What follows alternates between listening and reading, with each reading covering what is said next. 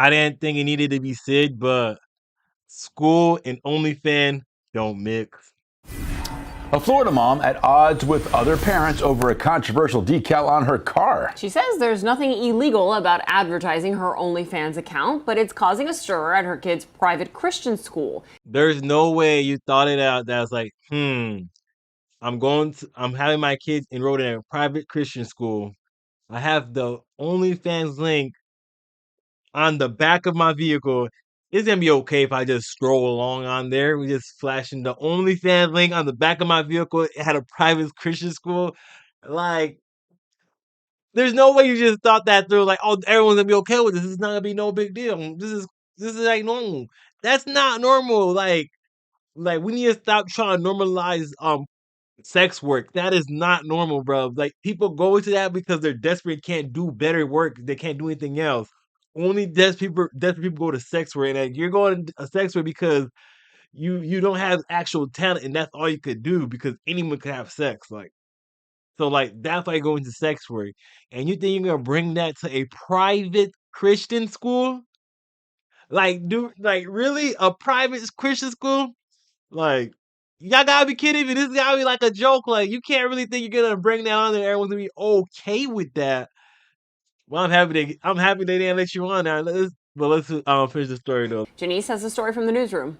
This is what I am looking at when I pull up behind one of these vehicles. Facebook messages, complaints, and TikToks. You ban a vehicle. Taking the front row pew at a private Christian school. Not just a tiny, tiny little emblem on the back of a car. It is taking up the entire windshield, back windshield of two vehicles. Lexi Thomas is a parent at Liberty Christian who wants this ad on another parent's car to stay off campus. That other parent is Michelle Klein, and what she has is an OnlyFans.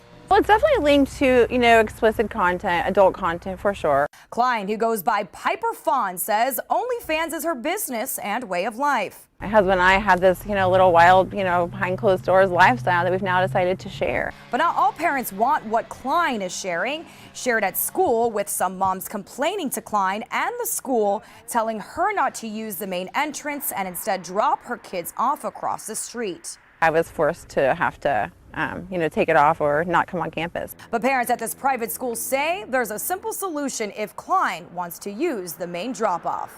Why not take the decal off? And that would seem like an easy thing to say, for sure. But for me, it supports my family. This provides a very comfortable way of life for us.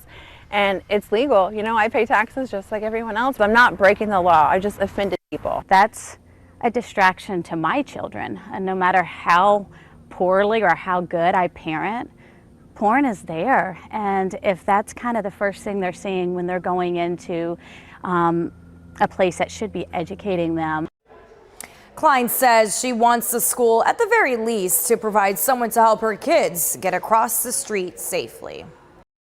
The sad thing about this is she's a mother, and she's setting her kids up to be like, they're gonna be bullied for sure, but like it can't be a good outcome to have a sex worker as your mom and have everyone know that your mom is a sex worker and that they could easily pull up videos of your mom doing that stuff and like just hey yo, this your mom? This you? Like yo, just think about it, bro. Kids is savages, bro. Like if I knew someone's mom was a sex worker and they just happened. I'm not cutting that out. If I knew someone's mom was a sex worker and they just happen to be like talking shit to me, I'm be like, all right, talk that shit. This your mom? This you? Okay then. This you? I don't gotta say anything else. This your mom? All right then. Bruh, I have people getting ready to call it a quits, boy. Get the fuck out of here, boy. Don't do that to your kids. Don't do that to your kids. If you do sex work and try and you just doing that publicly and putting that out in the open, your kids are gonna get bullied for that. They ain't gonna be able to say anything back because someone's gonna just be like, "That's your mom, right?" And they ain't gonna have any response. They'll be like, "That's all they gonna say." Like they set up your kids for failure. But hey, I'm saying this same subject. You remember Rachel Dolezal, the white lady that was pretending to be black and became like part of the NAACP. Apparently, she's doing OnlyFans and she's working at the school too. It's like, why can't these whores keep their whore stuff away from the school? Like, oh, if you want to work at the school, just don't be a whore. If you want to go on to school, don't promote your whore stuff on.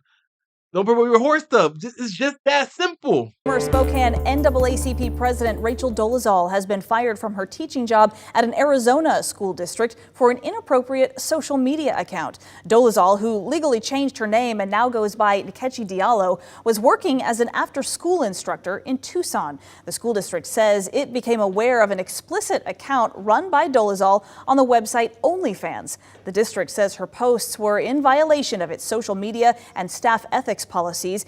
It's still unclear if the school district knew about her controversial past when she was hired. But you may remember KREM 2 has been reporting on Dolezal since 2015, when it was revealed that she lied for years, misrepresenting herself as a black woman and made false claims of hate crimes against herself and the NAACP. KREM 2 sat down with her back then when she told us and showed us letters that were allegedly addressed to her and staff at the NAACP chapter here in Spokane. Police looked into who sent those letters and concluded the only way that letter could have ended up in that P.O. box would be if it was placed there by someone with a key or if a USPS employee was involved. And police told us they did rule out postal employees as suspects. The NAACP said it didn't begin getting those letters until after she took over as president. What would you say to those people who are a little skeptical as to why this is only happening to you wherever you go, and maybe not others from that community or other leaders of the organization that have been in this area? Well, I don't think that it's only happened to me. I mean, And a month into our KREM 2 investigation into those letters and hate crimes, we also received a tip that she wasn't being truthful about her racial identity. Dolezal's parents, who are both white, spoke out saying her background was of European descent, despite Dolezal telling media outlets that she is part African American and has biracial parents. Dolezal did capture national attention after she insisted that she identifies as black and with African American culture. I actually don't like the term African American. I prefer black. And I would say that if I was asked, I would definitely say that yes, I do consider myself to be black. In the aftermath of that controversy, Dolezal resigned as the NAACP president and was dismissed from her position as an instructor in Africana Studies at Eastern Washington University. 2 years later, she wrote a memoir on her racial identity titled "In Full Color: Finding My Place in a Black and White World." You become famous for being a white lady that became part of the NAACP because everyone thought she was black. You became famous for that, and you thought, I'm gonna work at a school.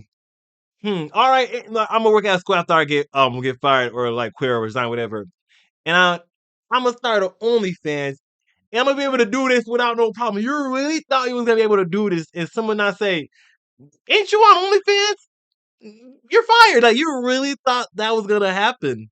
Like, how, like, you gotta be some type of special, like, after you was able to, like, get another job like, after lying about being black and getting part of the NAACP, after they would get another job working in a school, you think, "Oh, Imma be Imma be on OnlyFans now," and you're gonna be easily found, like, people are like, "Wait a minute, I recognize that face. You're a famous person now."